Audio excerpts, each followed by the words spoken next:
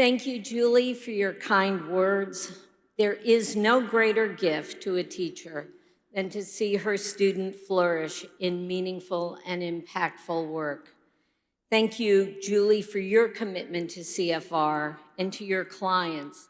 It has been a joy to see you grow into an accomplished and effective advocate.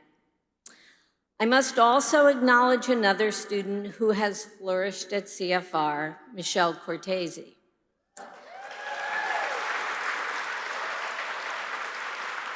Michelle, along with Genevieve Christie and Sue Jacobs, created CFR 21 years ago.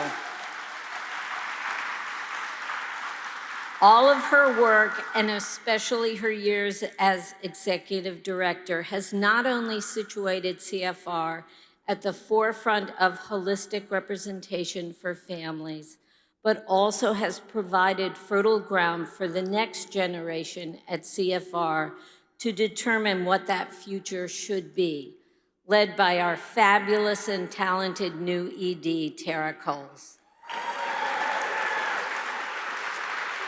Speaking of students, as many of you know, Marty was my professor before he became my colleague and friend. Marty inspired me to pursue the path of family justice and has kept a watchful eye on me ever since. To help start CFR with him and to be honored for that role is very special. And to be honored with Michael, who I've known for 25 years. His willingness to rethink how youth who find themselves in trouble should be given the opportunity to grow into productive adulthood has been a beacon for reform. Finally, I want to thank Elliot, Robin, and Dinah for sitting down with Marty, Tara, and me to discuss the future of CFR and their essential role as parent advocates. Our discussion highlighted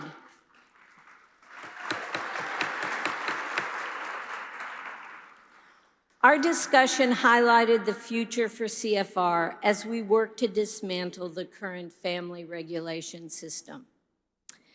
CFR's holistic representation is essential, but it should rarely be necessary.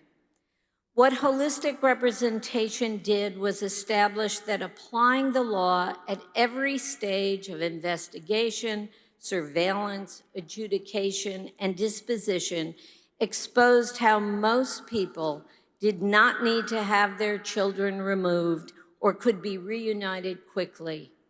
What holistic representation provides is a team that works collaboratively with families to establish what the family actually wants and needs, instead of blaming a family for what it doesn't have.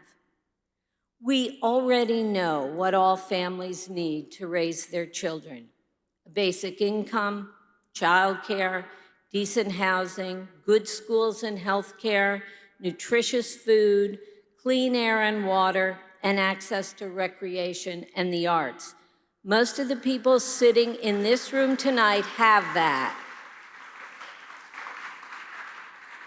Most of CFR's clients do not. Instead of blaming them for their precarity and taking their children away or placing them under surveillance, the future requires that we abandon the destructive system that by every empirical measure has failed.